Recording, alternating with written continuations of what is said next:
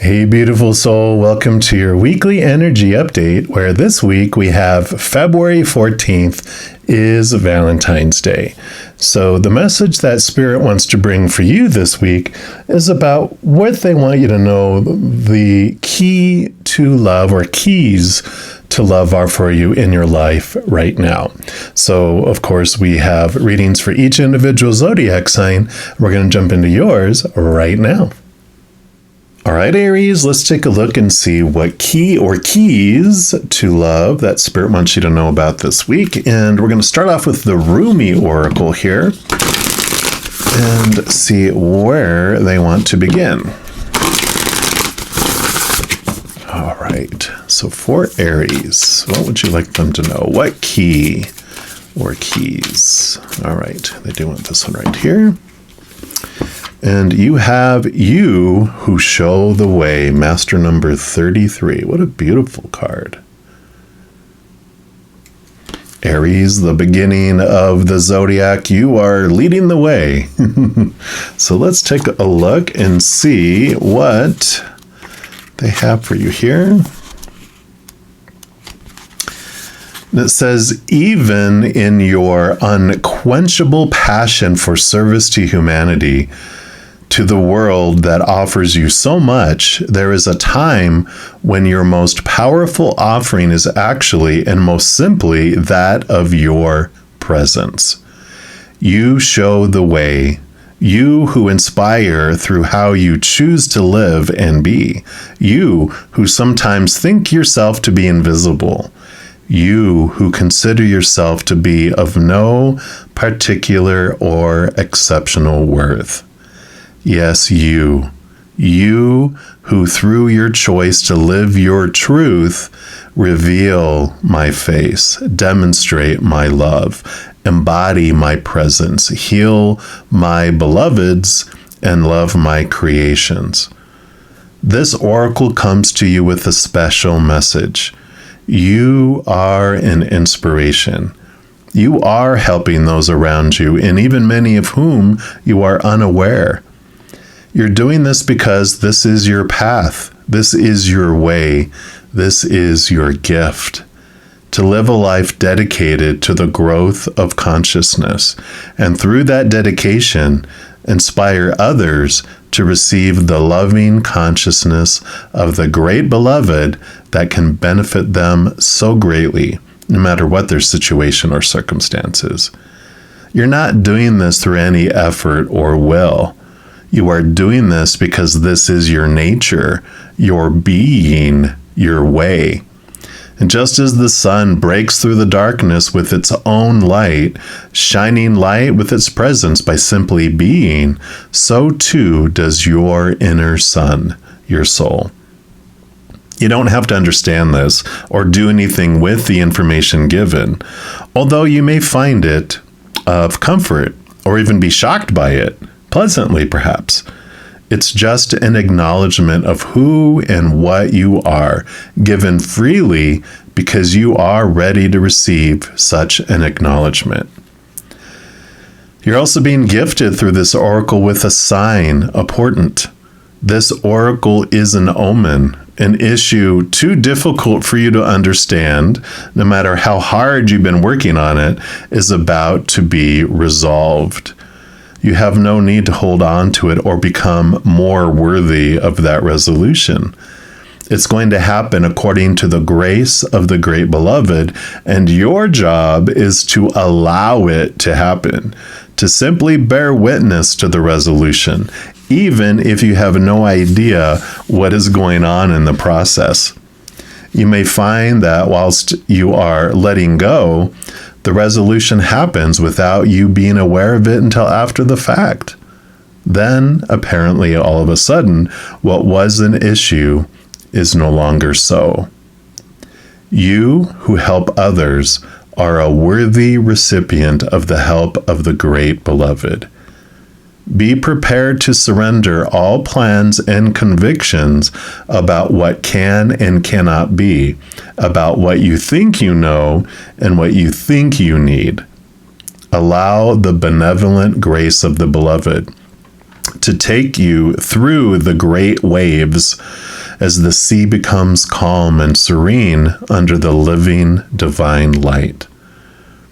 This oracle brings the message that if you have a situation in your midst that feels impossible to resolve, the divine has it covered. Do the sacred honoring ritual and let it be sorted out by a power greater than your own. So do this. They talk about a sacred honoring ritual, which I will read to you here too. But they say, do that and let it be sorted out by a power greater than your own. It shall be sorted out, and your sun shall rise. Just as day follows night again and again, so too shall your sun rise after any issue or struggle.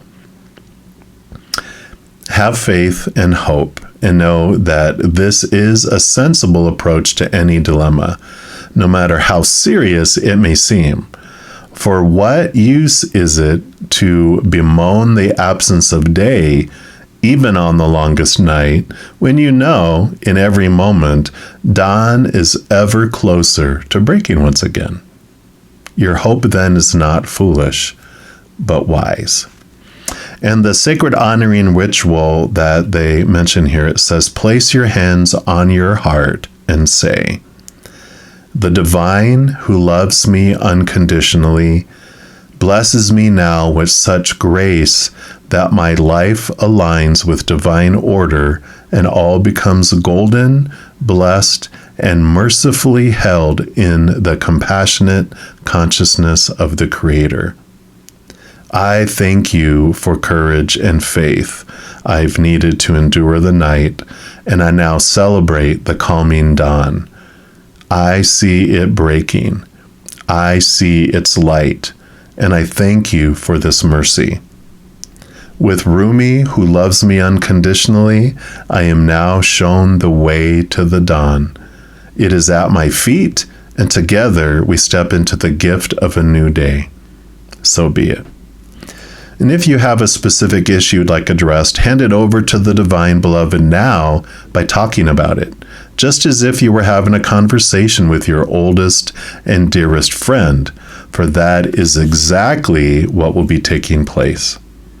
Then, when you've explained your feelings, your doubts, or your fears, let it go and know that the situation is held in the grace of the Great Beloved. And then you've completed your sacred honoring ritual. Wow. What a beautiful, amazing power that's coming in, and a wonderful message about this thing that's going to be resolved. You know, master number 33, for me, master number 11 is about understanding our human ego, shadow characters journey here. And then master number 22 is when we realize we're so much more than this human character. We're a powerful, supernatural, eternal spirit being made of unconditional love. So it's a recognition of the duality, the two sides of who we are. But then 33 is 11 plus 22, which is, you know, sometimes spirituality, we think that we must destroy the ego. But really what our ego, what our human is desiring is the unconditional love from above. Our Master 22, our higher self, is made of that unconditional love. So rather than battling, it actually resolves the need, and we can walk hand in hand together, our shadow and our spirit, in a whole different way. So I really like that for you. All right. And then we're also going to pull from the Star Tarot and see what else Spirit would like you to know for this week. All right. So it's this one, and this one's here, and these two. All right. And let me just scooch these over, and we will start with this one right here. And you've got the 10 of Wands. Yeah, the 10 of Wands represents all that energy that you've been investing in a situation that doesn't feel resolved, is at an ending and a new beginning. The 10 is that. You know, the Wands is your drive, your ambition, your inspiration, your passion, your energy. So that's why it represented like all this energy that you've been investing, trying to find this resolution. I just love that it's going to just, with you handing it over to the divine, it just boom, it gets taken care of without you needing to do anything. It's just you being you and spreading your light, and that's what happens. It just, you who gives so much to the world, it just is taken care of, and it's deserving, and I love that. And then you have the Nine of Swords. So Nine of Swords, swords are your thoughts, your beliefs, your mindsets, your attitudes, your expectations. And this is like the nightmare, the insomnia card. All those things have been on your mind. All those things that, like I said, this thing that's been really eating at you, keeping you awake at night, making it hard for you to sleep. You know, it's the last thing you think of before going to sleep. You wake up in the middle of the night thinking about it or dreaming about it. And then the first thing you wake up in the morning, it's just there. And you're almost to the point of exhaustion, which the 10 of Swords is letting go of these small t truths, these fears of losing conditional love in the outside world. So there's this resolution that's coming around this situation. Whatever that is, that's what's ending here. And you have the Four of Cups. And the Four of Cups is emotional stability. So I like this coming in here because, again, with all this stuff that's been going on, you've probably been feeling just like on an emotional roller coaster, right? Just being drawn all these different ways and all these different areas. But you're realizing through this process, too, that all of this emotional energy that you were investing in these situations, that you're seeing that they were rooted in fears, right? The fears of losing this conditional love, but you're really stepping in and remembering who you really are and how wonderfully planned everything in your life is. There's this just stability that comes in as you connect to the higher realms, to that unconditional love from above, which is the eternal, stable thing that we have, the only thing that we have, because everything on the outside world is unstable and ever changing. But you're finding this, beautiful love from above, because you can see here, the 3 cups down here are the cups of the outside world, relationships, situations, and things that feel empty. They never feel like they're overflowing. But here behind you, this giant Ace of Cups is the unconditional love from above. And here's the sun rising, like it was talking about. And it rises and it fills up and it overflows your life. And then it overflows into the outside world, which then you feel this wholeness and this completeness. So this beautiful love, this beautiful rising sun is coming from within your heart, and it's transforming things for you. Yeah, and here's the Knight of Swords. So swords, the 9 and the Knight. And this knight is on the quest for this higher love that's rooted in unconditional love. And it allows it to cut away these small t truths that no longer serve you. The Knight of Swords is movement of thought and belief and mindset. So you definitely are clearing things, you're understanding things, you're moving to this higher knowledge and awareness through this process too, of why was I afraid of these? And is this really true? And you're finding higher truth that's setting you free through this as well. And then lastly, the Two of Pentacles. So here comes the balance of the outside world and also the bringing of the higher realms down into the physical realm. And that's what helps bring in this balance. Of course, like it talked about, all this stuff that feels so one-sided, unstable, and what's been happening, there's this beautiful clarity that's coming in, this beautiful balance of your outside world. And I like it. It just suddenly balances. And because of nothing you've done, just because of who you are and the connection you have to the higher realms, just suddenly something that gets resolved and you're like, okay, well, there it is. Now I can just move forward. I like it. We're also going to pull cards here from this little chakra love deck here. Excuse me. Let's see what the final message is. What else do you have for Aries, please? Okay, did you want that one? What else? Okay. This one here and that one there. So the first one is all things work best in conjunction with all things. Chakra balancing. So here we go. This balancing I was talking about. Things just balance out because It just works in conjunction with all things, you know. It just is. It just is part of the plan. It's part of what you're worthy of. It's part of how everything's unfolding for you. I like it.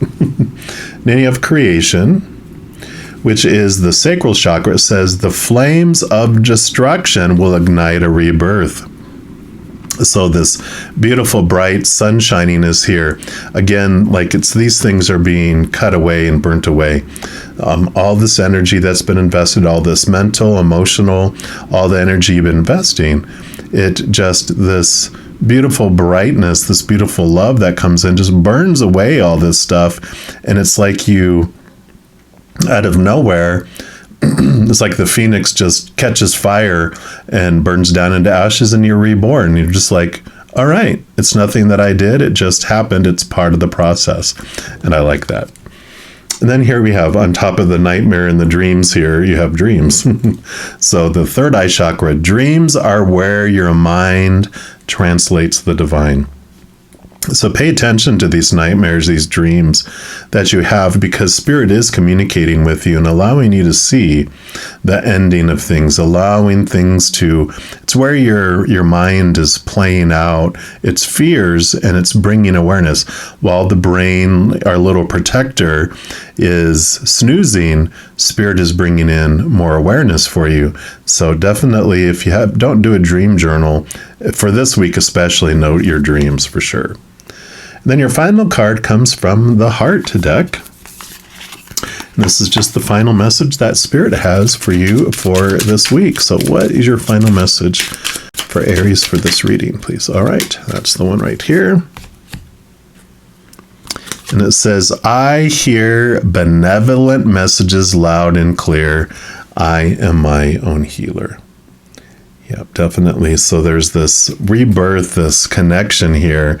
I feel like whatever resolution happens here, it's to clear the noise away, to clear away and have this rebirth. Because when you're reborn as this little, baby phoenix birdie, the clarity and the silence that's around it, you're able to hear these whispers. Again, this master number 33, this joining together of your human and your higher self as you're going through here.